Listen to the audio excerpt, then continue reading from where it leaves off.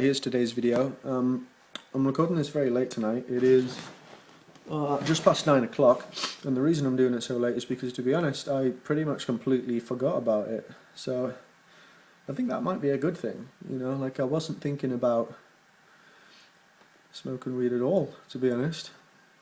Like the only time that I thought about it was when I was like, oh, I've got to do my daily video today to keep me off it, but prior to today, it was kind of something for me to latch onto to give me the strength to quit. But at the moment, I'm kind of not feeling anything, which seems to be pretty great. The only problem is, right, is that the reason that I stopped was, well, I like to think it was because I thought I was smoking too much, but the real reason is because I ran out of money, and I probably would have continued had I not ran out. But now I have come into some money again. I now have some. So I'm thinking to myself, you know, at the moment I haven't got any. I've got cigarettes and that. I'm about to roll up some with one of them, but I don't know. I showed you my Rizzlers. You know, it's I'm struggling for things to say today because honestly I'm not feeling any cravings at all. I'm struggling to remember what smoking weed feels like. I could describe it to you with words, but you know, I can remember the words that describe what it feels like, but I'm kind of struggling to remember what it actually feels like. I know it feels good, and I know you have an unbelievable ability to like sink in and get engrossed in a TV show or music or whatever you're doing. It does make things a little better, but it's difficult to remember how things were like that.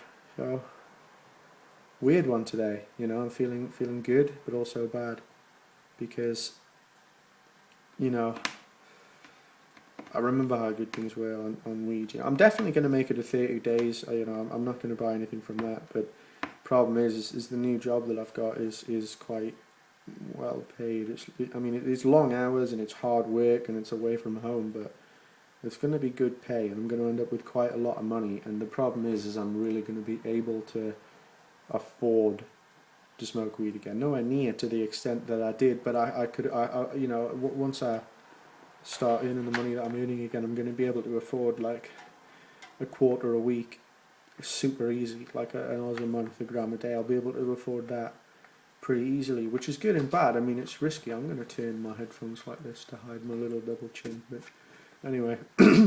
So I'm worried about that, and if anyone started watching these videos, you know, even if you don't normally comment, well, I'm just a dude. I don't normally comment on things, but if you want to comment on this, it would make me happy, because I'm starting to get towards the point where I don't want to make these anymore because it's making me think about weed when I perhaps don't want to. But if I'm helping other people, then fair enough, I'll keep going. So yeah, pretty much no effects at all, other than the fact that I'm thinking about whether or not I'm going to smoke it. Like when it comes to 30 days and I have a joint, I'm going to think, is that going to start the cycle again? Because last time I quit for 30 days, which was because I had an operation on my nose, like I had a septum, I can't remember the word, septum deviation, that was it. Like a deviation septum. That doesn't sound quite right.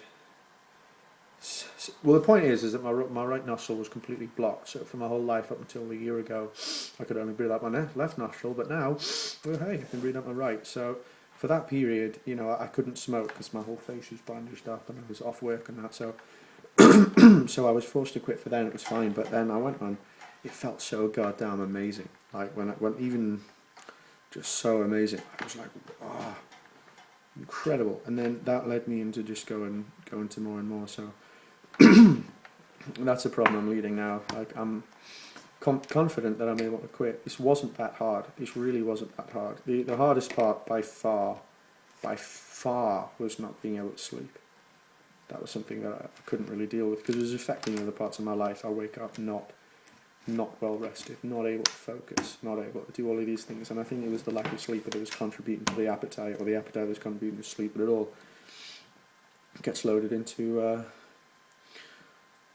into a wanna.